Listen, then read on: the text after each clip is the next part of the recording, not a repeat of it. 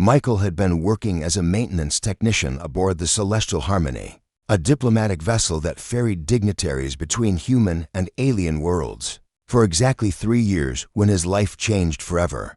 The job was mundane, fixing gravity stabilizers, patching hull breaches, ensuring the air recyclers didn't clog. Nothing about it screamed adventure, let alone romance with an alien princess. Princess Linda of the Valorian Empire was traveling through human space as part of a cultural exchange program. The Valorians were a proud species, tall and elegant with iridescent skin that shifted colors based on their emotions. Linda was particularly striking, her skin swirling with deep purples and silvers that marked her royal lineage. Michael had seen her only once before the incident, walking through the ship's corridor with her entourage, her head held high with regal bearing. The attack came without warning. A rogue faction of anti-alliance extremists breached the ship's defenses, their small fighter craft latching onto the hull like parasites. Explosions rocked the vessel. Michael was in the engineering bay when the alarms screamed to life, red lights bathing everything in an apocalyptic glow.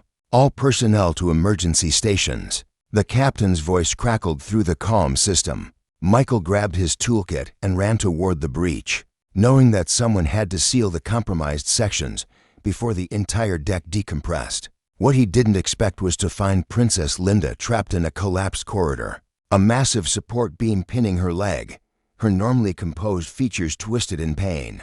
Her skin flickered rapidly between gray and deep crimson distress colors.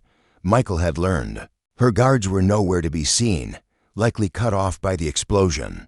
"Don't move," Michael shouted, dropping to his knees beside her. The corridor groaned ominously, and he could hear the hiss of escaping atmosphere through cracks in the walls. Linda's eyes met his, wide with a mixture of pain and something else, calculation, perhaps. "You should leave," she said in perfect English, though her voice trembled.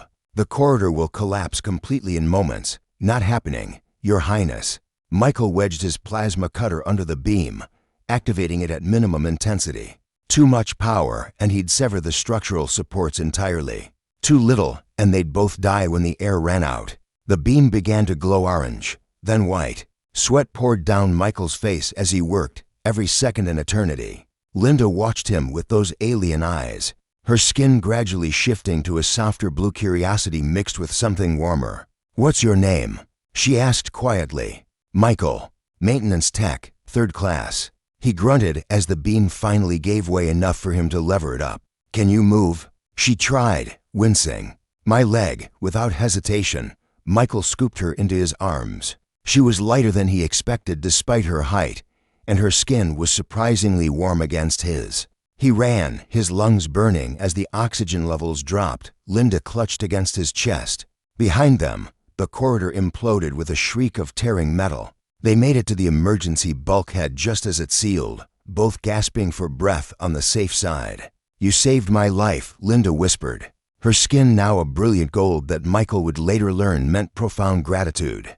"Just doing my job, ma'am." Her laugh was like bells. No human would risk their life for an alien royal just doing their job. "You're either very brave or very foolish." Michael of Maintenance Tech, 3rd class. "Probably the second one," he admitted. What followed were weeks of recovery for Linda, and somehow Michael found himself assigned as her personal liaison, likely because he was the only crew member she seemed comfortable around. They talked for hours. She told him about Valorian culture, their poetry, their mathematics-based music. He showed her human films, introduced her to coffee, which she loved, and taught her to play poker, which she was frighteningly good at. Her skin turned pink around him, often affection, he learned. "In my culture," she said one evening as they sat watching stars streak past the observation deck, "when someone saves a royal's life, they incur a debt, a sacred bond. I don't want anything, Linda." She smiled, a very human gesture she'd picked up. "I know, that's why you're different." 3 months later, the Celestial Harmony docked at Valoria Prime. Michael was granted special permission to escort Linda to the palace, an unprecedented honor. For a human commoner, the Valorian court was magnificent, all crystalline spires and floating gardens. But Michael felt deeply out of place in his formal uniform among the shimmering royalty. The Empress herself received them, a towering figure whose skin shifted through every color of the spectrum, the mark of absolute authority. Linda stood before her mother, and Michael bowed deeply, as protocol demanded. "Mother," Linda began, her voice formal, "I must inform you of a development in my journey." The Empress's eyes fell on Michael with an intensity that made him want to disappear. "The human who saved you, yes. You honor him with your presence, daughter. More than that, mother." Linda's skin blazed brilliant white honesty, truth, declaration.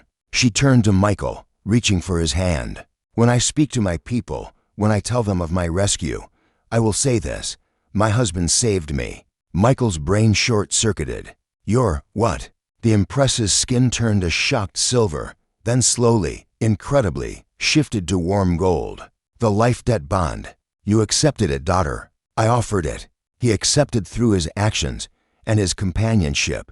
Linda squeezed Michael's hand, her skin still that blazing white. "If he'll have me." The entire throne room fell silent. Michael realized that dozens of Valorian nobles were watching, waiting. This was apparently a very big deal. He looked at Linda, brilliant, kind, curious Linda who laughed at his terrible jokes and beat him at cards, and had become his best friend somewhere along the way. "I'm just a maintenance tech," he said weakly. "You're the bravest person I've ever met," Linda countered. "And in saving me, you showed me what it means to act without expectation of reward.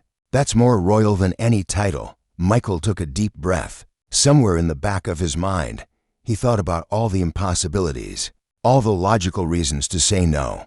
Then he thought about how her skin turned pink when he walked into a room. "Okay," he said. "Yes, absolutely yes." The Empress laughed, a sound like thundering waterfalls. "Then let it be known, Michael of Earth is now Michael of the House Valoria, husband to the princess, protector of the realm." As the court erupted in celebration, skin colors flashing like fireworks, Linda leaned close to Michael's ear. "You know this means you're stuck with me forever, right?" He grinned. "I can think of worse fates. Your Highness, our Highness now," she corrected, her skin glowing with that warm pink affection.